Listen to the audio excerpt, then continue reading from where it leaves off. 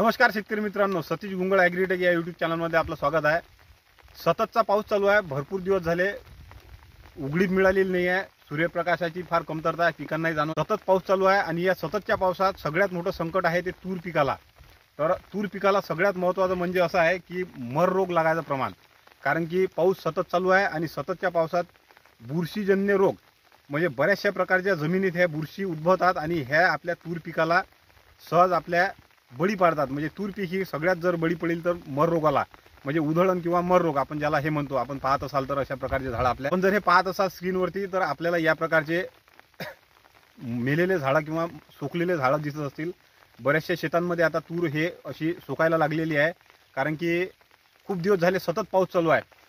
पण आपण जर एक पाहत असाल तर माझ्या प्लॉटमध्ये पाहू शकाल आपण, कुठेही तुम्हाला मर रोग दिसणार नाही। कारण की याचं कारण आहे की हा जो प्लॉट आहे माझा, हे तूर जे आहे ही मी लागवड केलेली आहे 15 जून 2024 रोजी। 15 आणि 16 तारीख ह्या 2 दिवसात या तुरी लागवड केलेली आहे। तर मी लागवड करताना या तुरीला बीज प्रक्रिया रासायनिक कुठलीही केलेली नाही आहे आणि तो व्हिडिओ पण आहे, आपण पाहू शकाल। त्यामध्ये मी फक्त आपल्याला दिसत असेल, तुम्ही तो व्हिडिओ पाहिला तर त्यामध्ये फक्त आणि फक्त पीएसबी रायझोबियम हा जीवाणुसंघ आणि ट्रायकोडर्मा विरिडी ही एक बुरशी म्हणजे जैविक बुरशी, मित्र बुरशी आहे, याचं बीज प्रक्रिया केली। आणि बीज प्रक्रिया करताना, बीज प्रक्रिया केल्यावरच म्हणजे ताजा ट्रायकोडर्मा आणि ताजाच पीएसबी रायझोबियम हे जीवाणुसंघ एकदम क्रियाशील असतानाच आपण त्याला लावले आणि त्याची टोकन केलेली आहे। म्हणजे हे लागवड हाताने केलेली आहे तूर आहे। तर आपण पाहू शकाल तुरीचं अंतर जे आहे हे माझं 10 फुटाचं आहे।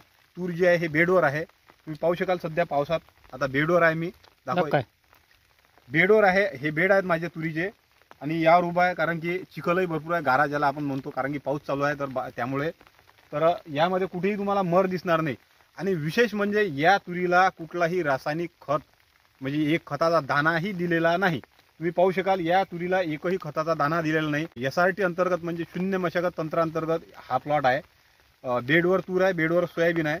आपण पाहू शकाल 10 फुटावर बेड आहेत तुरीचे आणि एक मधात जो बेड आहे यावर आपण 2च तुरी आहेत असं लागवड केलेले आहेत। आणि जे सर आहे म्हणजे ज्याला आपण नाली म्हणतो, आपण जर पाहू शकाल तर 4 तास आहेत। एक मी नालीत जे आपली सरी राहते त्या सरीत आतमधले जे पाणी जायला सरी असते त्यात तास काढलेला आहे इकडून तिकडून, आणि 2 बेडवरती आहेत। तर टोकन यंत्रण लागवड केलेली आहे आणि हे जे तूर आहे हे लागवड मी हाताने केलेली आहे। तर यामध्ये आपण बीज प्रक्रिया केली आणि तेव्हापासून फक्त आणि फक्त याला 2 मी तणनाशक म्हणजे कुठलंही तण न व्हावं म्हणून याला 2 वेळा म्हणजे 15 दिवसांनी एक वेळेस सोयाबीनची लागवड केल्यानंतर याला तणनाशकची फवारणी केली आणि आता 5-6 दिवसाआधी केलेली आहे। तर आपण पाहू शकाल तणही नाही आहे, कुठल्याही प्रकारची यामध्ये किस्तकारी आहे। हा आपला मी याचा सखोल विस्तृत व्हिडिओ आपल्याला नंतर जरूर देणारच। तर आपल्याला सगळ्यात महत्त्वाचा म्हणजे प्रश्न असा आहे की तुरीला सततच्या पावसात तूर पिवळी पडणं हे एक मुख्य कारण आहे, कारण की साहजिकच पाऊस पडते आणि पावसामध्ये तूर हे पिवळी होणं साहजिक आहे। पण पिवळ्या तुरीला काही आपल्याला चिंता करायचं कारण नाही। महत्त्वाचं आणि मुख्य कारण आहे तुरीला कुठल्याही प्रकारचा मर रोग किंवा बुरशी रोग, बुरशीजन्य रोगानं आपली तूर हे प्रादुर्भावग्रस्त झाली पाहिजे नाही। आणि याच्यावर आपल्याला सगळ्यात प्रथम आपल्याला उपचार करणे फार महत्त्व आहे। तर यासाठी मी आपल्याला चांगला आणि स्वस्त आणि मस्त आणि जैविक म्हणजे मित्र बुरशी आहे आपल्याला हा उपाय सांगतो। आपल्याला एका एकराला कमीत कमी 3 ते 4 किलो ट्रायकोडर्मा विरिडी ती ताजी पाहिजे। म्हणजे तुम्ही जर कृषी केंद्रावर जर जात असाल त्याची पॅकिंग 5-6 महिन्याची तर चालत नाही। आणि पीएसबी आणि रायझोबियम हे जे जीवाणुसंघ आहेत हे पण ताजे आपल्याला जर हे लागत असेल ताजे, तर कृषी विज्ञान केंद्र आपल्या जिल्ह्याच्या प्रत्येक ठिकाणी आहे। किंवा अकोला जर गेले, आता मी अकोला जिल्ह्यात तेल्हारा तालुक्यात उखळी बाजार येथे राहतो, मी अकोल्याला कृषी विज्ञान केंद्र शिसा उदेगाव येथे जातो आणि तिथूनच ट्रायकोडर्मा विरिडी, पीएसबी रायझोबियम हे जीवाणुसंघ ताजे मिळतात आणि ते आपल्याला शास्त्रज्ञ आहेत जे ताजेच देतात। 120 रुपये किलो ट्रायकोडर्मा विरिडी आहे, फार चांगली आहे। 120 रुपये म्हणजे तुम्हाला 12-36 360 रुपये एकराला खर्च आहे। कारगर आहे, दीर्घ कालावधीसाठी आहे आणि चांगला उपाय आहे। तर या प्रकारे आपल्याला आणि पीएसबी रायझोबियम हे जे आहे हे जवळपास 300-350 रुपये एका एकराला म्हणजे 700 रुपये एका एकराचा खर्च आहे। परंतु तुम्हाला कुठल्याही प्रकारचं रासायनिक खत, रासायनिक जे फंगीसाईडची आपल्याला बुरशी म्हणजे याची प्रक्रिया आपल्याला करायचं काम पडणार नाही। जर तुम्ही ट्रायकोडर्मा विरिडी हे एका एकराला 3 ते 4 किलो आणि त्यासोबत 2 ते 3 लिटर पीएसबी रायझोबियम हे जीवाणुसंघ घ्यायचे आहेत। 200 लिटर पाण्याची टाकी घ्यायची आहे प्लॅस्टिकची, त्या पाण्याच्या टाकीमध्ये हे जे आहे ट्रायकोडर्मा विरिडी आणि पीएसबी रायझोबियम हे आपल्याला रात्री टाकून द्यायचे आहेत. त्यासोबत आपल्याला अर्धा 1 किलो गूळ टाका, गुळाचं पाणी करा किंवा गूळ थोडासा पाणी करून थोडासा असा टाकून द्यायचा आणि अर्धा लिटर जर टाकलं तर हे जे जीवाणू आहेत पूर्ण हे मल्टिपल होतील, म्हणजे हे वाढतील, म्हणजे याचा गुणाकार चालते.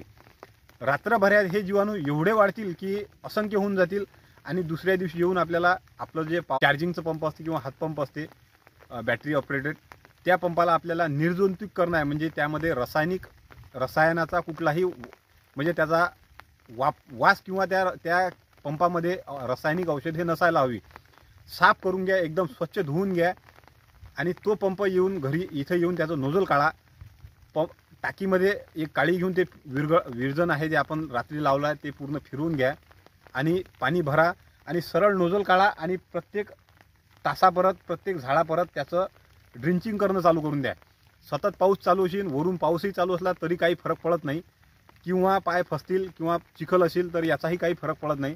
तुम्ही फक्त आणि फक्त तात्काळ हे काम करा की आपल्याला ट्रायकोडर्मा विरिडी आणि PSB रायझोबियम हे जीवाणू संघ आपल्या शेतात याचं आपल्याला महत्त्वाचं नियोजन करणं आहे. हे टाकणं गरजेचं आहे, कारण की जर मित्र बुरशी जर गेली तर ती आपली जी शत्रू बुरशी आहे त्या शत्रू बुरशीला खायचं काम करते आणि खाल्ल्यानंतर काय होईल, जे शत्रू बुरशी आहे ती मेल्यानंतर आपल्या तुरीला कुठल्याही प्रकारचा मर रोग किंवा उधळण लागणार नाही.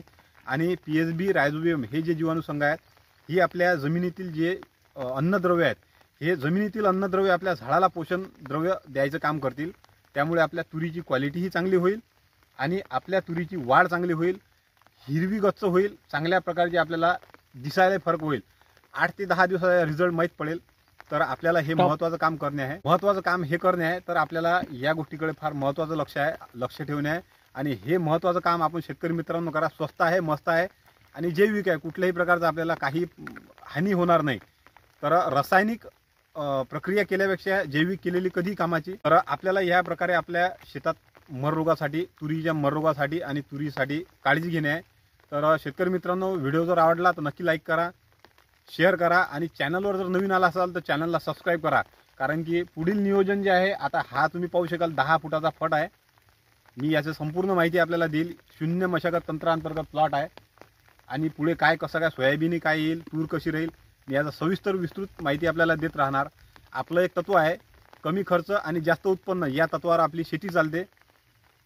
तर ह्या प्रकारची मी माहिती द्यायचा प्रयत्न करत असतो नेहमी. आपल्याला जे सांगेल ते योग्य सांगेल, अयोग्य माहिती मी देतच नाही. माहिती कामाची सांगेल. धन्यवाद.